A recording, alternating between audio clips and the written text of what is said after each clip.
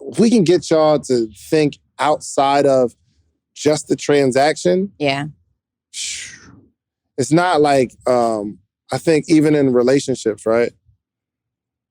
It's one thing to do all the stuff you're supposed to do in a relationship, whether take out the trash, wash the dishes, cook dinner, have sex. Right? Yeah.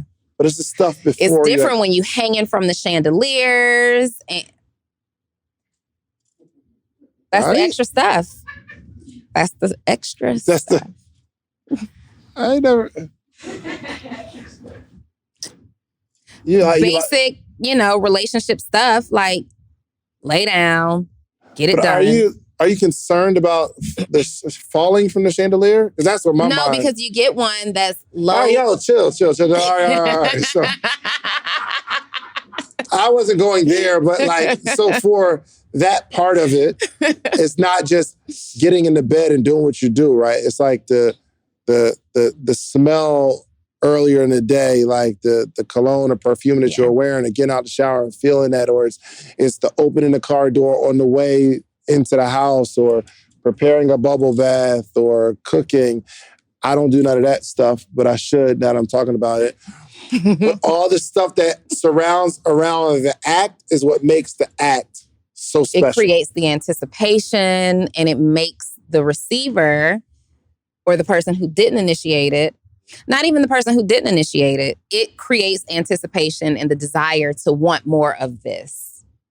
So if you translate that into your business, like what are the extras? And the extras don't always have to cost money. They can be simple, but when you start thinking about who's my ideal audience and what would they really appreciate, who's my significant other, and what do they really appreciate, which is why understanding love languages are so important. I think in every relationship, it may be a good idea for especially those of you who are service-based, make all your clients take a DISC assessment.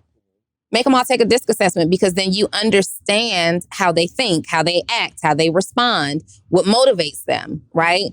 My team members take DISC assessments and love language tests, because I need to understand how they feel loved. I might want to reward a team member. And this works even with building an internal community. You may want to reward a team member, and you think that sending them discreetly an email for a $500 Saks certificate will make them happy. And though they'll be grateful, what they really wanted was, because they like words of affirmation and recognition, they really wanted you to spend 5 minutes on the team call highlighting them. Yeah. And because you understand these things about them, their inner workings, their thoughts, how they respond, they want to stay a part of your team. For sure. What are those extras? Go ahead.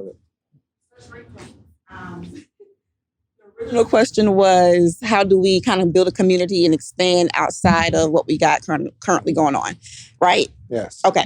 So funny that you mentioned that you started out with your networking events with photographers. My name is Blessing Destiny. Follow me at The Blessing Attitudes on Instagram.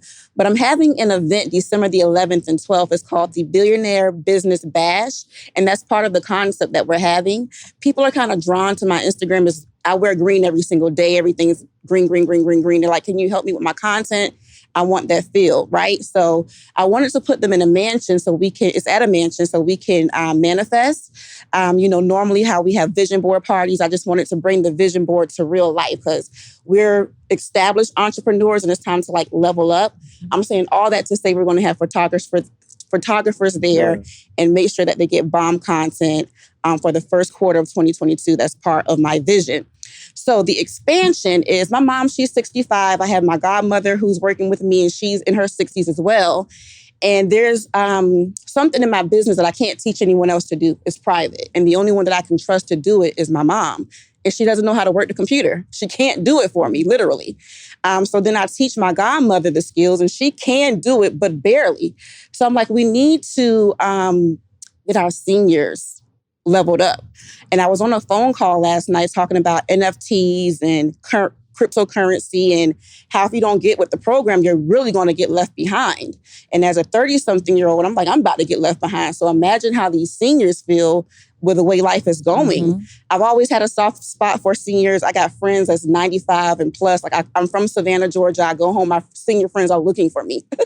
So again, the party is called the Billionaire Business Bash. I want to do something. I said I was going to start like a billionaire senior group and just teach them things, just for free, just off of just, this is what you need to know. This is where the world is going. And I want to be a vessel for that. Yeah, I think so, that can kind of get tricky because is that your ideal client? And are we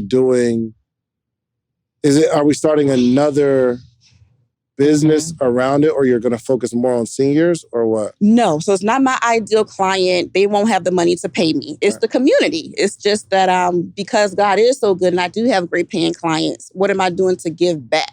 So that's almost your humanitarian effort. Okay. What we're looking for specifically is how can you create that same thing for the clients who are paying you? How can you make, without doing too much, how do you speak to their love language? How do you make them feel overserved inside of what you're doing right now? What's that extra thing? What's the sauce that we're putting on? Rather than I just get the t-shirt. Yeah. What is my overall experience? What's going to make me say, oh my God, I love Blessing. Like her company does X, Y, and Z. And it's always this, that, and the other. For example, like people pay us a monthly membership for David to get, daily entrepreneurship conversations, for me to get daily content prompts and suggestions. Nothing about that says we want to meet you in person, but we do want to meet you in person. So it's not on the sales page. We don't sell it. It's just, if you're in there, it's like an if you know kind of thing. And it creates a community they're super grateful. And to them, we go above and beyond we just like serving our people, our actual community of customers. Yeah. Got it. I can dive deeper into thinking about that because I guess I definitely misunderstood the direction.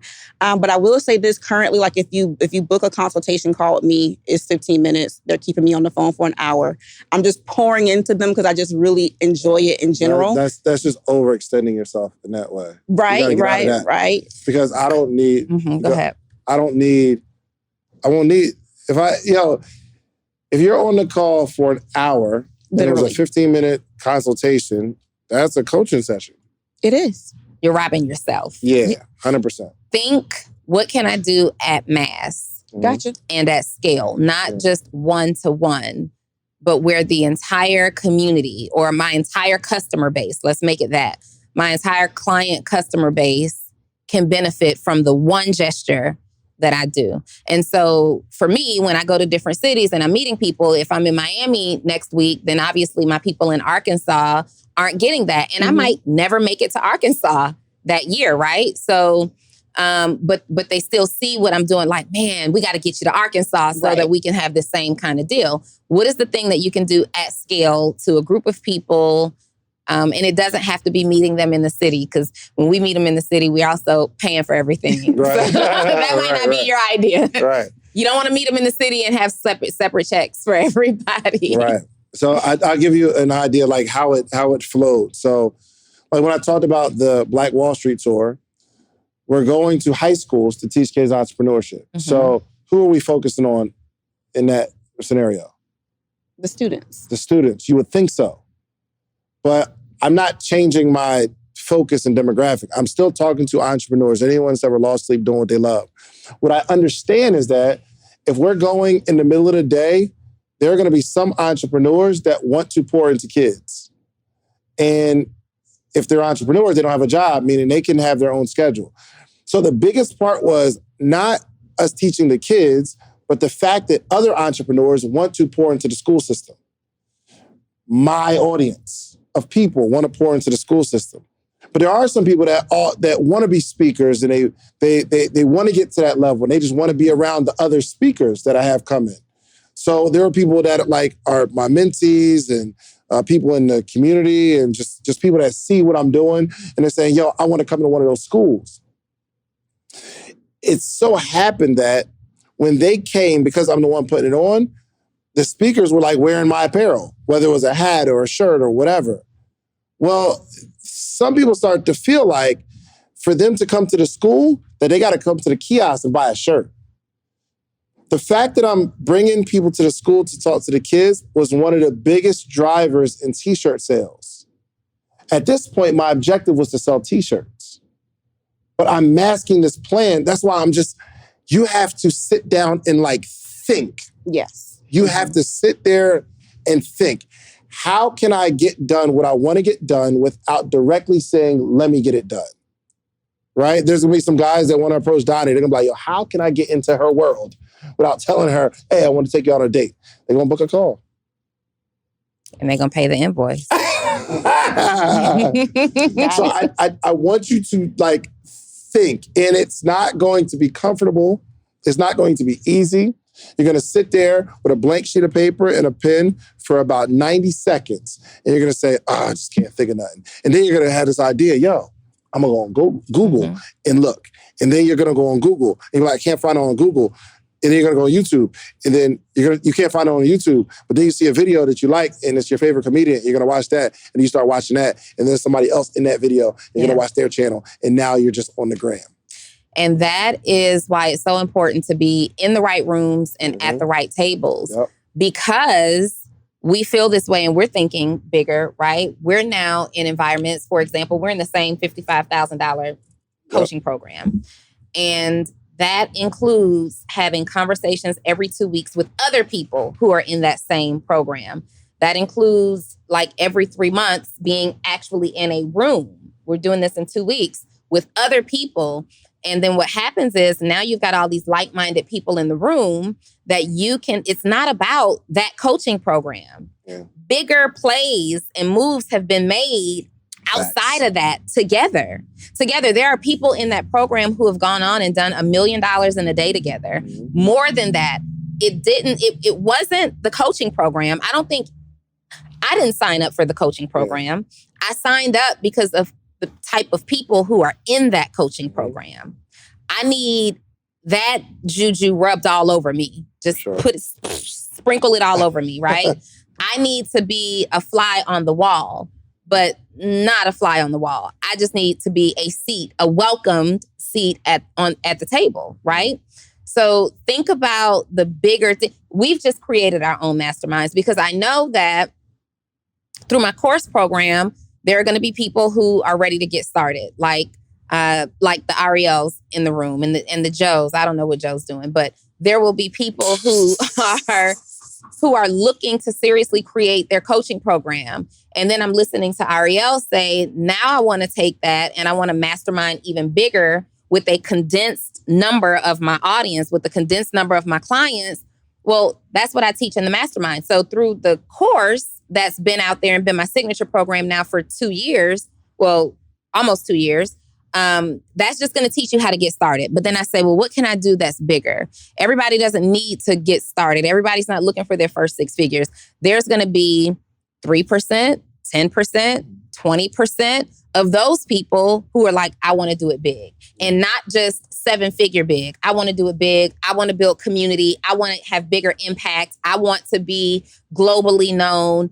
Those are the people who I am working with on a deeper level where we're going to create experiences. We're going to get together and we're going to be in the mansions and the masterminds and doing those things because that's like the talented and gifted. Yep.